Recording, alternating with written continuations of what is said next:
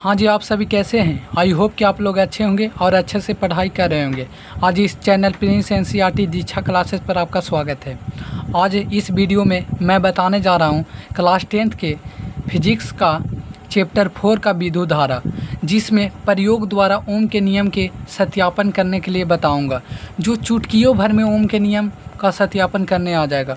यह board exam के लिए बहुत ही महत्वपूर्ण प्रश्न है, जो बोर्ड एग्ज़ाम में 6 नंबर में पूछा जाता है। तो आइए देर किस बात की, स्टार्ट करते हैं। देखिए कैसे स्टार्ट करते हैं।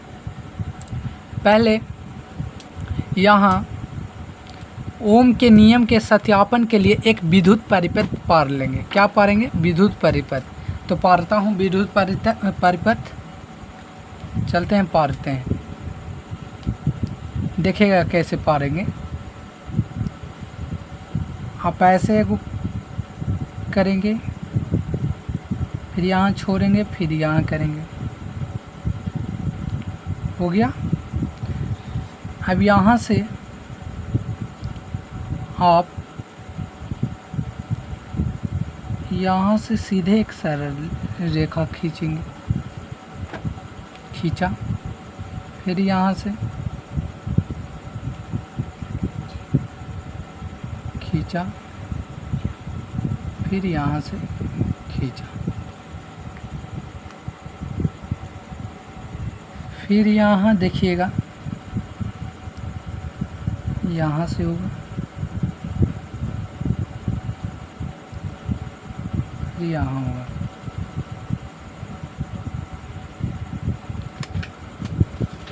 अब यहाँ से फिर यहाँ से,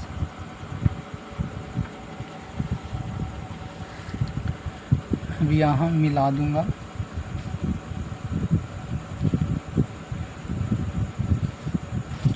हो गया।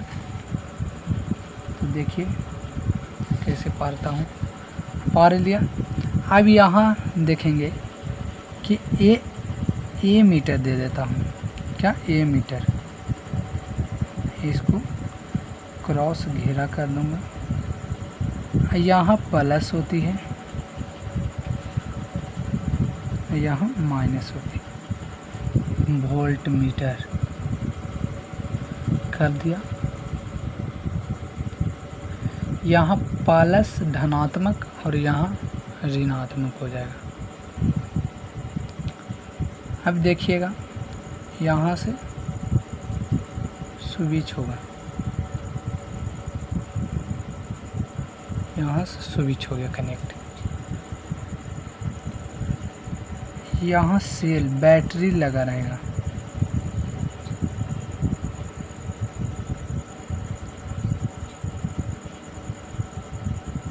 लग गया बैटरी। अब यहाँ नाइक्रोम का तार रहेगा। क्या रहेगा? नाइक्रोम का तार, जो विद्युत हीटर में हम लोग देखे होंगे। नाइक्रोम का तार लगा रहता है किसमें? विद्युत हीटर में। हो गया नाइक्रोम का तार, इसी तरह रहता है। अब देखेंगे यहाँ से कि यहाँ स्विच दिया, तो स्विच दिया तो यहाँ से क्या हुआ? विद्युत धारा प्रवाहित हुआ। यहाँ आया, यहाँ आने के बाद यहाँ गया, फिर ऊपर गया, फिर ऊपर गया। यहाँ से कनेक्ट है तो इसको P मान लेता हूँ। इसको P और इसको Q। नाइक्रोम का तार को P और Q मानता हूँ। फिर यहाँ से गया धारा, यहाँ आ गया, सीधे यहाँ से यहाँ आया, फिर यहाँ गया, फिर पुनः यहाँ गया, फिर पुनः यहाँ गया। इसी तरह धारा प्रतिवर्ती होती रहेगी। तो यहाँ स्विच को S मान लेता हूँ। मान लिया S। अब देखिए आप लोग को फिगर नज़र में आ रही होगी। ये है ओम के नियम का सत्यापन करने के लिए फिगर। देखिए अब कैसे सत्यापन करता हूँ। आइए, लिखना पड़ेगा कि इस विद्युत परिपथ में, ये क्या है? एक विद्युत परिपथ है। तो लिखूँगा इस विद्युत परिपथ में इस विद्युत परिपथ में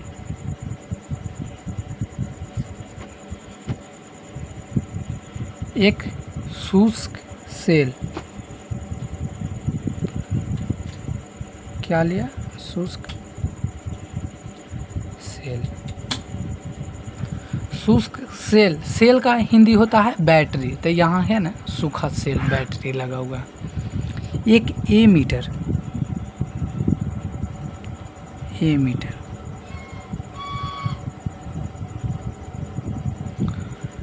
अब एक वोल्ट मीटर है, देखिएगा एमीटर है, यहाँ वोल्ट मीटर है।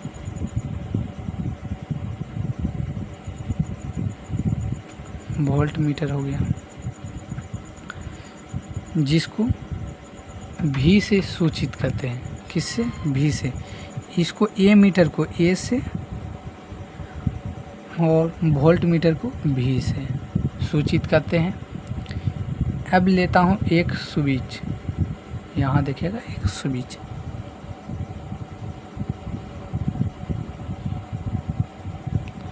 जिसको A से डिनोट करते हैं, तथा एक नाइक्रोम के तार,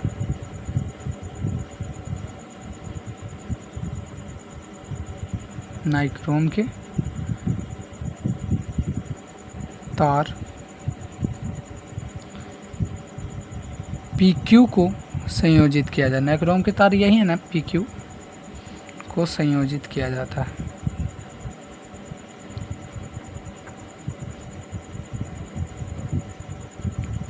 किया जाता है। इतना तो समझ में आ गया होगा आप लोग को। अब चलेंगे सेकंड टर्न में। सेकंड टर्न में जब स्विच एस को बंद करने पर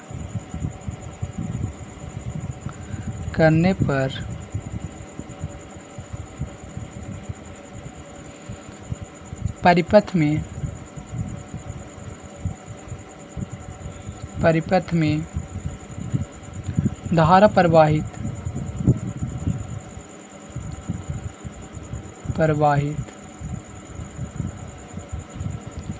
होने लगती है।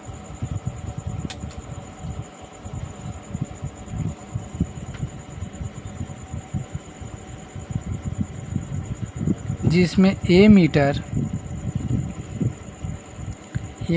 ए से सूचित करते हैं ना, परिपथ में प्रवाहित होने वाली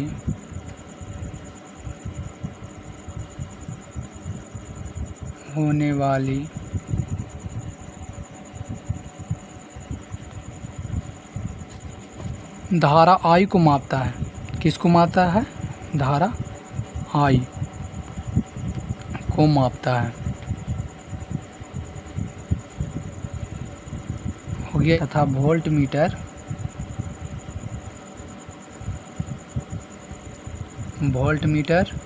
नाइक्रोम के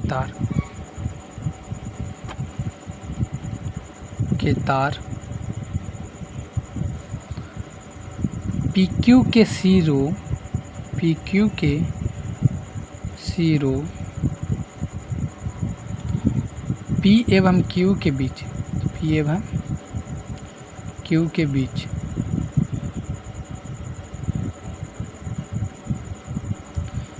का विभवांतर भी मापता है। देखेंगे अब एक के स्थान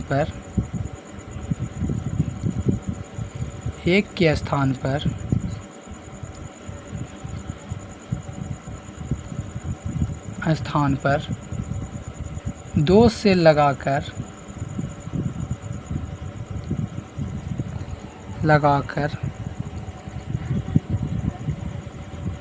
पुनः ए मीटर तथा वोल्ट मीटर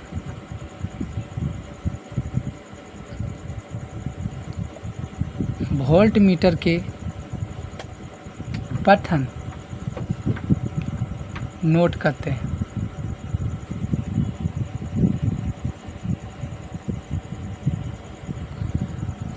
अब देखिएगा यहाँ, अब एक सेल लगा हुआ था पहले, अब 2 सेल लगाएंगे तो इसमें क्या अंतर दिखाई देगी। वोल्ट मीटर ए मीटर में 2 सेल लगाने के बाद क्या अंतर दिखाई पड़ता है, तो वहीं लगा दिया मैंने। अब देखिए इस प्रयोग को बारी बारी से, इस प्रयोग को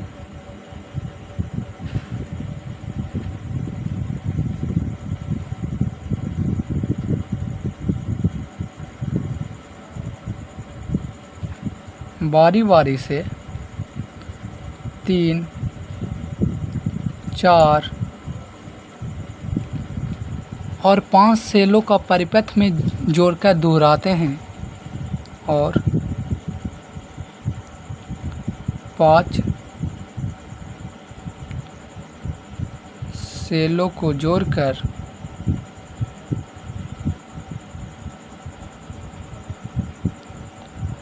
परिपथ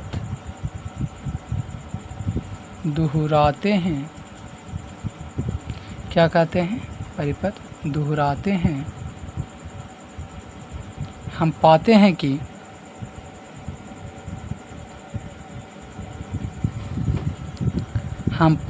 कि प्रत्येक बार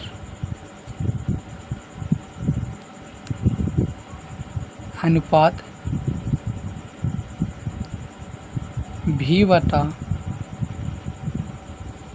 I का मान लगभग समान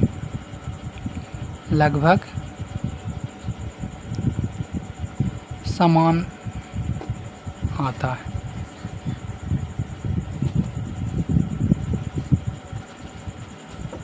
इतना समझ गए।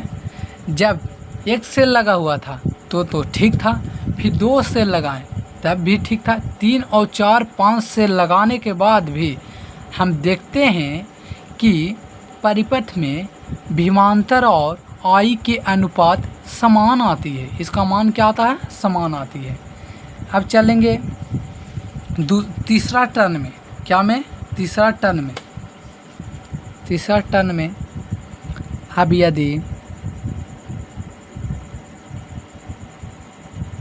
अब यदि विभवांतर भी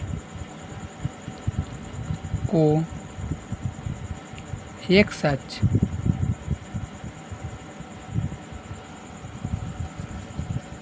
पर तथा धारा I को बाई अक्ष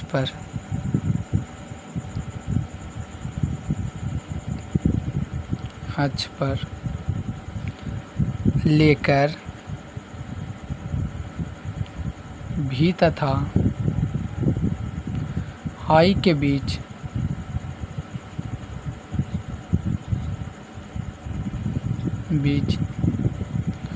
ग्राफ खींचा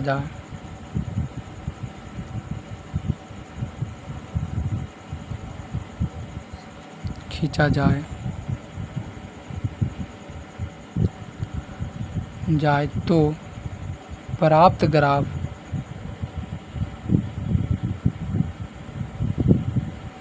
ग्राफ एक सरल रेखा होता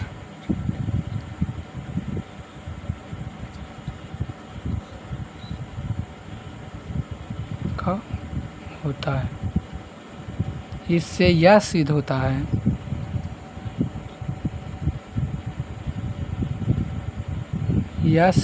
है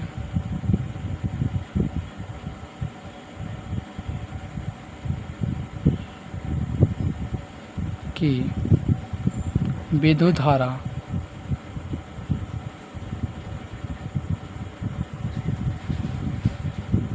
I विभवांतर V के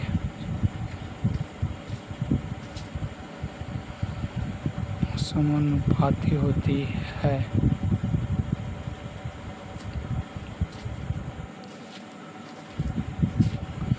अब देखिए ग्राफ खींचते हैं। एक्स एच यहाँ लेता हूँ बाई एच,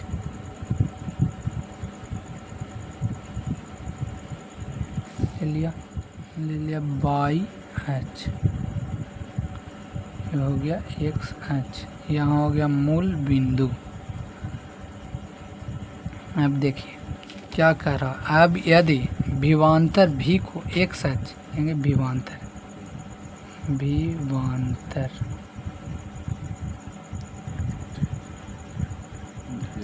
19 मिनट वाला बनती हो गया। अब धारा को क्या करा, धारा आई को बाई एच पर लेकर, धारा आई यहाँ ले लेंगे अंक, जैसे यहाँ 0.2 ले लेंगे, 0.4 ले लेंगे, 0.6 ले लेंगे, 0.8 ले लेंगे, यहाँ 1.0 ले लेंगे। अब देखिए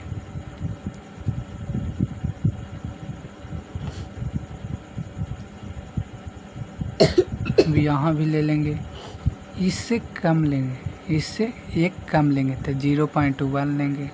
अब इससे भी इसका आधा लेंगे, इसका भी आधा, इसका भी आधा तो 0.2 होगा, इसका आधा तो 0.3 होगा, 0.4 होगा। अब इसका आधा 0.5 होगा, हो गया। अब देखिए अब ग्राफ खींचते हैं, इसका और इसका हो गया ग्राफ। अब इसका खींचूंगा, यहाँ से यहाँ, यहाँ गया, यहाँ से यहाँ, यहाँ गया, हो गया दूसरा। अब तीसरा, अब यहाँ से यहाँ से यहाँ से यहाँ से यहाँ हुआ। अब यहाँ से यहाँ से यहाँ से यहाँ हो गया तीसरा। अब लेता हूँ चौथा, यहाँ से यहाँ से यहाँ से यहाँ हो गया, यहाँ से यहाँ से खींच दूँगा। अब पाँचवा हो गया, फिर यहाँ से ऐसे करके ऐसे ऐसे खींच दिया। अब देखिएगा कि यहाँ मूल बिंदु से सरल रेखा दम जा रही है, ना, सरल रेखा हो गया। यहाँ ये सरल रेखा हो गया। ये ओम का नियम का सत्यापन हो गया। तब लिख देंगे नियम नीचे कि ओम का नियम का सत्यापन। आई होप कि आप लोग को यह ओम का नियम समझ में आया होगा, अच्छी तरह से समझ में आया होगा। तो लाइक और सब्सक्राइब करना ना भूलें, और हम अच्छी तरह समझाने के लिए हर संभव प्रयास करते रहूँगा। धन्यवाद।